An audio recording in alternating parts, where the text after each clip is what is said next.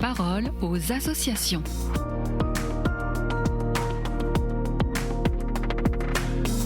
Bienvenue dans la parole aux associations. Aujourd'hui, direction Nouméa avec la Société de Saint-Vincent-de-Paul. Bonjour Valériane Maître. Bonjour Alice. Vous êtes la rédactrice en chef du magazine Ozanam, le magazine des bénévoles de la Société de Saint-Vincent-de-Paul, dans lequel vous publiez des articles consacrés aux équipes locales, dont celle de la Nouvelle-Calédonie justement.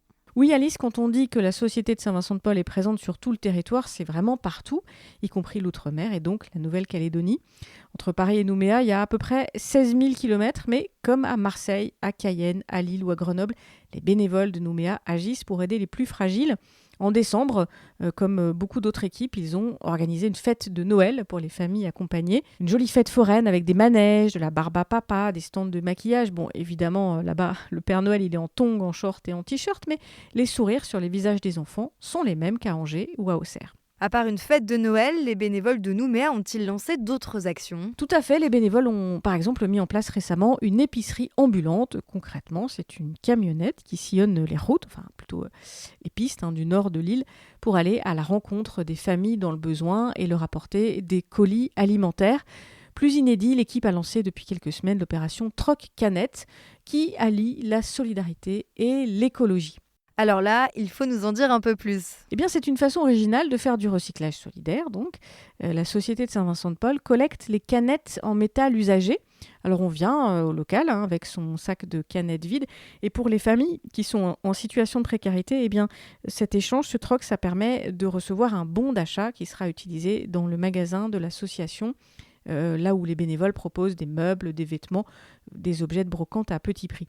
Et puis pour ceux qui viennent ramener leurs canettes mais qui n'ont pas besoin d'une aide financière, eh bien ils peuvent faire don de leur bon d'achat, un petit peu comme un café suspendu, et ce bon sera utilisé ensuite par une famille accompagnée.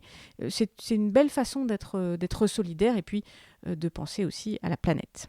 Et pourtant, en mai 2024, l'équipe avait été durement touchée par les événements. Oui, comme beaucoup d'autres habitants de l'île, les bénévoles ont subi les événements. 2 de leurs locaux ont été pillés et incendiés, puis des véhicules aussi. Après ça, eh bien, il a fallu suspendre quelque temps la distribution alimentaire, mais même si ça a été très dur, les bénévoles n'ont pas baissé les bras. D'abord parce qu'ils ont reçu le soutien de tout le réseau, un soutien financier bien sûr, mais aussi spirituel et amical. Et puis rapidement, sous l'impulsion de la présidente Elisabeth, les activités ont pu reprendre en grande partie. En ce moment, il y a un des locaux qui est en travaux et qui pourra bientôt rouvrir avec sans doute de nouvelles activités, un atelier cuisine, un atelier informatique, un atelier menuiserie et peut-être d'autres actions aussi parce que l'équipe, elle innove et elle propose des activités qui sont particulièrement adaptées aux habitants parce qu'à Nouméa, comme ailleurs, eh bien, ce sont les bénévoles qui savent quelles sont les actions les plus efficaces pour accompagner les personnes fragiles.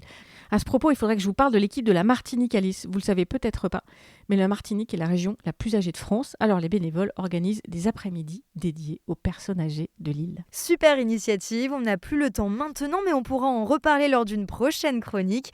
Merci Valériane Maître de la Société de Saint-Vincent-de-Paul pour suivre les actions en Nouvelle-Calédonie, en Martinique et ailleurs. Rendez-vous sur ssvp.fr. À bientôt sur KTO Radio. La parole aux associations.